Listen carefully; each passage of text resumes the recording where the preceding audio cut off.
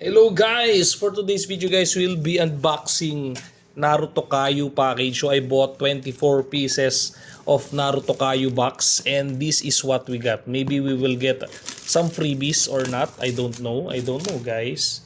Hopefully we can get something. But this is really nice packaging. I love the packaging. I love the how the seller packed this.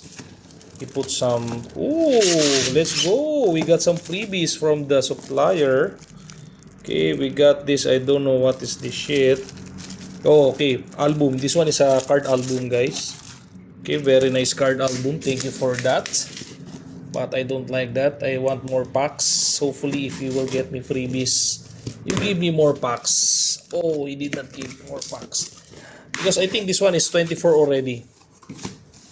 Okay, so bad thing is there's some dents on the box. So this one is not sellable if you will sell box. This one is not good, so we'll be selling this by packs. Hopefully, oh my god, all of the box got dents. So that's the problem. Second box, 2, 3, 4. Okay guys, all have dents, but luckily all is still sealed. So we got 4. So this should be 24. I just want to count only. So the top has damage. This one middle, no damage. So the no damage one, we will segregate. Okay, so this one is the Naruto Kayu box. Guys, if you love Naruto Kayu, guys, please visit my shop. I'm selling the cheapest Naruto Kayu packs in the whole Shopee. So you can check that out. Oh my god, this one a bit dented.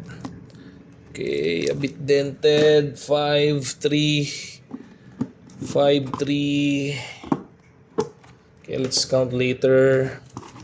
Let's put here first. Hopefully, this one is not repack, guys. So I'm afraid this one is repack. But I'm sure this one is original. There's something here. So there's the sign here that this is original packs. And we only buy original, guys. So don't buy fake cards. Do not buy fake cards, guys. You can check out my last video regarding Naruto Kayu. We bought one of the most expensive Naruto Kayu cards in the market right now. So 1, 2, 3, 4, 5, 6, 7, 8, 9. Okay, 10. 10. Okay, so this 10, 11, 12, 13, 14, 15. So actually guys, if you are planning to do online selling, so I would like to teach you guys. So you should invest on sealed products because sealed products price can go high, but please bear in mind, of course, that the box should be in top tier condition. So if your box has damage, then I suggest you sell it per pack. Like this one is a bit dented. You cannot sell that per box like this one.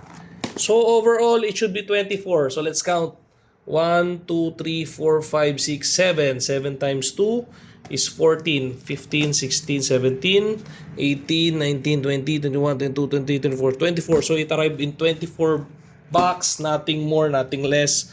So that's all, guys. So this one is 24 box of Naruto Kayu cards, and this one is very cheap only, guys. Super cheap, less than 10,000 pesos for all of this. So if you're investing in Naruto, I suggest you invest in the box sealed products. God bless you in the next one.